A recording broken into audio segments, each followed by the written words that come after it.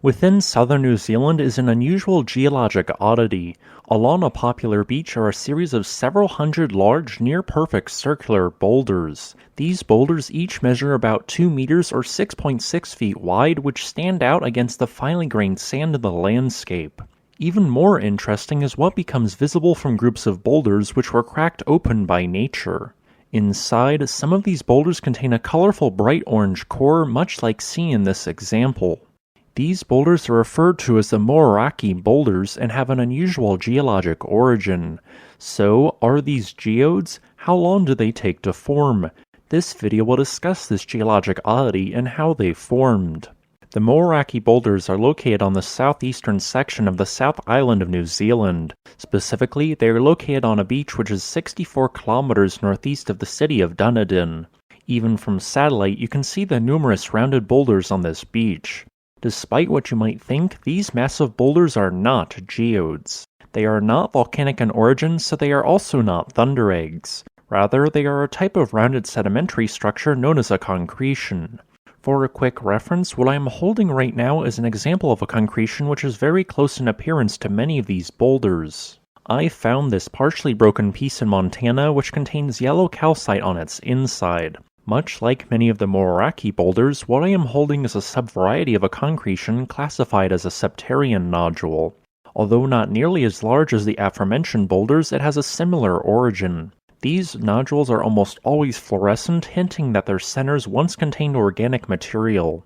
You heard that correctly, the center of the vast majority of these large boulders once contained an ancient fossil. The Moeraki Boulders originated between 65 and 56 million years ago during the Paleogene Period. Although New Zealand was much closer to the South Pole than it is today, the overall climate was much warmer. Numerous ancient plant and animal species existed in the landscape. The site of the eventual boulders was likely a shallow coastal lagoon. As ancient organic material fell into the lagoon and was buried, a chemical reaction began. As fatty acid from the organic material diffused into the surrounding rock, layers of calcium carbonate began to precipitate around the rock.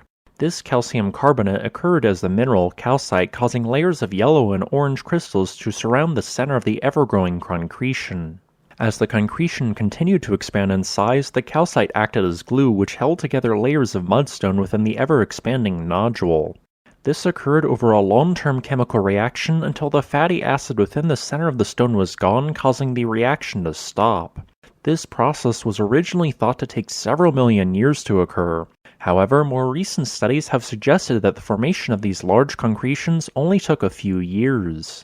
Thus, thousands, perhaps tens of thousands of large concretions remain buried in the landscape for millions of years.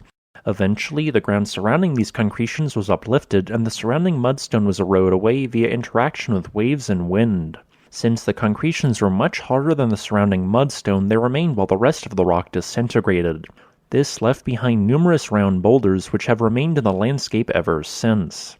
Around the beach, you can find large boulders still stuck in their original source rock. The reason why some of these large boulders do not contain colorful calcite is that sometimes the seal created by their formation was incomplete.